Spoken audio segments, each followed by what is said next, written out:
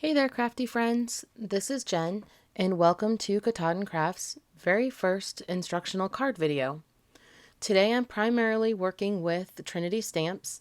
It's a company that caught my eye because of my love of Harry Potter, and they have a really cute magical series out, and their Slimline dies. This is their Magical Sentiments stamp set, and then their Slimline card series, the Scenic Border die set. This is their Castle Scene Builder die set and the Magical Sentiment Coordinating die that goes with those stamps. And here are the Magical Wizards, which are super cute. This is Lawn Fawns Just For You. I'm using the wire whisk.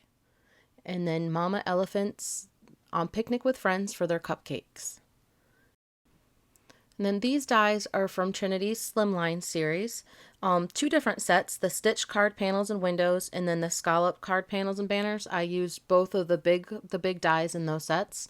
Then I'm using Copic Friendly Memento ink and my Lawn Fawn chamois and chamois holder to clean up the stamps after I'm done using them. Okay, well, the first thing that I did to start the card was grab my Tim Holtz stamp platform and put on my little characters, Ron, Hermione, and Harry. And I inked those up with my Memento ink. Getting ready. And you could see I had a little bit of difficulty with Ron in the middle. So I did a couple, I did him separately again. See, I could not get that to come out today for me. But no biggie. I just took them off and I put them separately. I tend to stamp more than one image when I'm stamping. That way I can practice. I do a little practice with my Copic marker coloring. And I just think it's easier to get them stamped out when I'm right there and have everything out. There, I'm just doing a couple more, doing a couple of Rons, getting them in there to make sure that I had enough. And then I also am doing extra cupcakes as I go because I wasn't sure at this point how many I was going to use. And I think I went a little overboard, but maybe I'll have use for them in the future. Now I do a little bit more inking. Like I said, I tend to always do more than one of each of my stamped images just so I can practice, or if I make a mistake, then I have it ready to go. And that is Suki barking at probably the pig. Yes, we do have a pet pig in the house. She's as cute as can be. Her name is Petunia. She belongs to my 13-year-old daughter. After I got everything stamped, I went ahead and started working on my background. And I'm using Distressed Oxide inks. I love the way that these blend. The first color I used was Tumbled Glass. And then I'm adding a little Tattered Rose. I was looking for kind of like a soft, wintry sky. Little scattered straw. I'm using a picket fence life-changing blender brush for the scattered straw because I just was trying to get it on a little bit light and not as heavy, and I wanted to get it in a smaller space too. After everything was blended, I cut using the Slimline stitched card panel. Actually, I cut two of these off screen. I cut the second panel so when I used the Scenic border die for the hill, it would have the stitching all around the edges. So it would be seamless when I put it together. So I cut that. And I also grabbed the little scenic background hill that they have in the castle building set, scene building set, and I cut one of those so I could have two rolling hills. So I could put those together, layering them, and then have a place for the castle to sit in the back. I kind of played with that a little bit till I got it to hide behind there and go where I wanted it to go. Then I got a little finger smudge on there, so I used my Contour Creations eraser and got that right off. That came off really easily. It looks just brand new. Yeah, that's a great tool to use for smudges and all like light pencil marks and stuff. So now I start with my coloring, my Copic marker coloring. I'll have all those marker colors on the screen for you to see what I did. And I'm learning my coloring still. I think I've definitely improved with my blending, but it's definitely a work in progress. I'm taking some classes, online classes, which I absolutely love. It's just a matter of finding time to take them all. But But yep, so I think it's getting a little bit better. I definitely enjoy it. This is something that I love to color, and I love Copic. It's been really actually kind of fun during the Christmas period. I definitely have gotten quite a few between my birthday and Christmas this year. My family has treated me well, and they love to look at my chart and get me some Copic markers to fill in my white spaces. My son likes to take time and fill in my charts for me. And yeah. Oh, and that's exactly why I always do more than one image in case I get a mistake like that marker was just a little bit runny. So we fixed up Ron. Right now I'm going ahead and I'm going to do all their uniforms the same. I'm doing them all in shades of gray. That is what the Hogwarts uniform is. My son and daughter are currently reading the series together. My daughter's already read it more than once, and now she's reading it with her brother. We homeschool, so that's one thing that they look forward to doing together every day, which I love. It really is a great book series. The movies are really good as well, but of course I prefer the books. Books are just so much more detailed than any movie can really provide for us. So my sister and her husband, they actually do an annual Harry Potter marathon right at the beginning of Christmas time every year on their holiday break. That's one of their annual traditions that they've done. I think that that's really sweet and special. So I'm continuing with the gray, and now I'm actually pulling in the Gryffindor house colors where all three characters reside, and we're using a little maroon and gold for the ties on those. And then I'm doing Ron's hair now, and I'm using shades of red because he does have red hair, that character.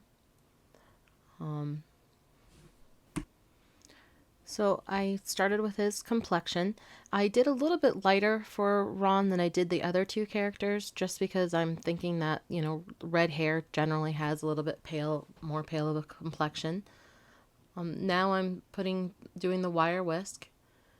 I thought that would be a cute little addition rather than a traditional wand, that she was making the cupcakes with a whisk wand for her magic. And then I'm going ahead and doing all the cupcakes. The first set of them I'm doing in the maroonish color with reds. That's again, I'm pulling in that whole idea of the Gryffindor colors, their house colors. So I'm blending those together. And I'm going to make these into like a vanilla cake right now. Just that little strip underneath the cupcake. And then I'm going to add a little bit of chocolate to them. Again, I definitely went cupcake crazy. I didn't need to do this many. But, well, it is what it is. I did them. Now we're adding the chocolate frosting onto the maroon cupcakes. And then next I'm going to do the gold. And I'm going to make those a chocolate cake with a vanilla frosting when I get to those cupcakes. I just used a very simple two-color blend when I did the cupcake wrappers. I didn't want to overcomplicate it too much. I think I did make enough cupcakes, though, that everybody in the Gryffindor house could definitely have one at this point. I made this one, like I said, the chocolate layer. And then I just added a little bit of gray because I wanted to make it look like it was vanilla icing. So I didn't want to add a lot of like white vanilla icing. So I didn't want to put a lot of color on to those tops. All right, so now we had the characters all done. And so I'm starting in on the castle. I did all of my stamping on Nina Solar White 110-pound cardstock. I tend to work with that paper the most. I like the way the Copic markers work well with it. Right now with the castle, I'm just using the E42 for the base, and I'm going and putting a little bit of shading in there around the windows and underneath the roof, just some of the basic shading areas. I just was working and blending that and making it look like it had a little bit of dimension to it. So I just keep working and making sure it gets blended out well in the shading. And then I almost forgot to put Harry Potter's glasses on, so I had to go back and put his glasses on. And now it's time to start assembling the card. So I go ahead and put some Lawn Fawn glue on the bottom of the hills. And I had another little smudge there, so I used an eraser tool to get that off. And I'm just playing right now to see where I want the positioning of all the characters. I liked the castle right there in the background. And I actually had put some panels of yellow to make it look like the light through the castle. I just colored it with Copic marker and placed those behind the castle windows. And then I wanted to bring in that Gryffindor color again, the maroon color, with the magical dye. So I die cut the magical already, and then I'm just coloring it with some Copic so I can bring that color back in. But just be careful of that little dot on the eye. You can always put a sequence or something. So now I'm putting the little wire whisk, so looking like her wand, and I wanted to add like a little magical swirl to make it look like the cupcakes were coming magically down from the sky. Just playing with my positioning a little bit more. And then I'm going to go ahead and start adding some glue. I wasn't sure. A lot of times I'll leave the hills and stuff undone on the tops until I know for sure how I want to place everything to make sure I didn't want to tuck anything behind there. So once I determined that I didn't want to, I started going and gluing everything down and getting it on the card. Just a matter of placing everything right now. Putting a little glue. Getting Ron put on. Next Harry. And I just thought it looked cute, like their hands were open and getting ready to gather up all those cupcakes for Hermione. Okay. Next I have to get ready for there. We're going to stamp on the magical swirl. This always makes me a little bit nervous about going directly onto the page after all the work, but it worked out okay. And then I'm going to start adding or putting on, I'm using the multi-medium matte with a precision tip for glue, and that really helps get into small spaces. I'm going to add the magic and then the AL for magical onto the card, again with that Gryffindor color, that maroon. And then gotta add the little dot for the eye, which those are easy to lose for sure. Alright, next I'm going to start adding on all the cupcakes that I made, which again, I didn't need nearly as many as I made, but it's all good. So Ron has a couple in his hands. Harry's going to catch one as well. They're all magically coming down from the sky. I thought it was kind of a neat concept for a card. I don't know if it would be a good thing or a bad thing if we could all magically make cupcakes appear from the sky. Probably most likely a bad thing in my case. All right. Next, we're going to add the sentiment, have a, and then inside we're going to do birthday. So have a magical birthday. There's lots of sentiments that you could choose from, so there's a lot on that sentiment set.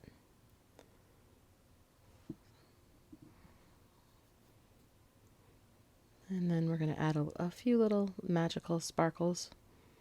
Just wanted to get that feeling like the magic was in the air. I just randomly put some on. Needed another cupcake in there. There we go. And then I used my Winkostella shimmer pen and to add a little bit of sparkle to all the magic areas.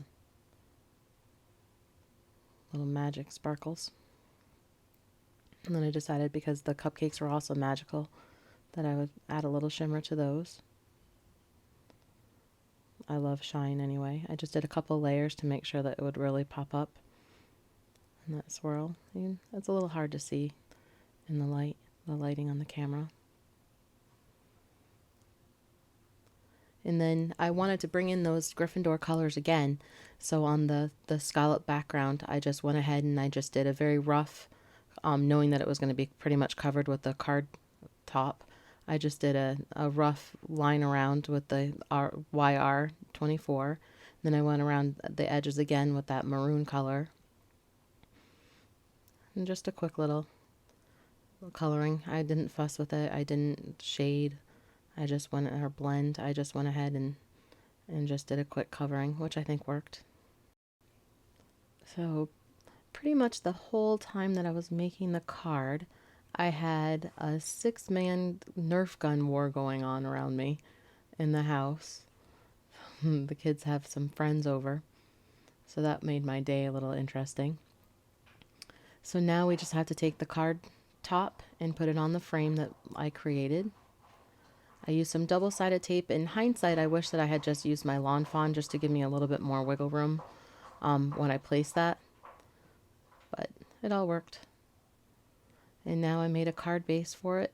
I'll have all the dimensions linked on my blog, and I'm going to stamp birthday, and I used that birthday from Beam Me Up from Lawn Fawn. I liked that font that they had in that set. I just stamped it on with a block. Just eyed the center. And then I thought it looked a little bit plain, so it needed a little jazz up, and I really had enough cupcakes. I probably could have added several more cupcakes on the inside of this card. But I went ahead and put one on each side of the birthday. And then I just added the block for some weight to get that to dry a little bit. And then just used a bone folder to get a crisp edge, and then I just added my card top to the base. This time I used the Lawn Fawn glue, so just that little extra wiggle room is helpful. And there we go. And Have a Magical Birthday card is complete. Thank you so much for joining me on my first instructional card video. I hope that I get more done in the future and that you'll stop by. If you enjoyed, please subscribe below and come to visit me at Instagram, Tattered Crafts. Thank you.